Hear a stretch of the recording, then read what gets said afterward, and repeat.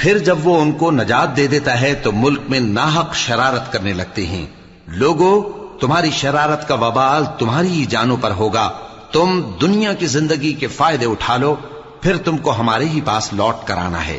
اس وقت ہم تم کو بتائیں گے جو کچھ تم کیا کرتے تھے۔ دنیا کی زندگی کی مثال میں کسی ہے کہ ہم نے اس کو آسمان سے برسایا، پھر اس کے ساتھ ملا جلا سبزہ جسے آدمی اور جانور کھاتے ہیں نکلا، یہاں تک کہ زمین سبزے سے خوشنما اور آراستہ ہو گئی، اور زمین والوں نے خیال کیا کہ وہ اس پر پوری دسترس رکھتے ہیں۔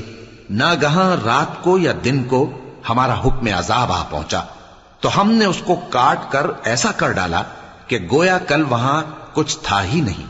جو لوگ غور کرنے والے ہیں ان کے لیے ہم اپنی قدرت کی نشانیاں اسی طرح کھول کھول کر بیان کرتے ہیں۔ اور اللہ سلامتی کے گھر کی طرف بلاتا ہے اور جس کو چاہتا ہے سیدھا راستہ دکھاتا ہے۔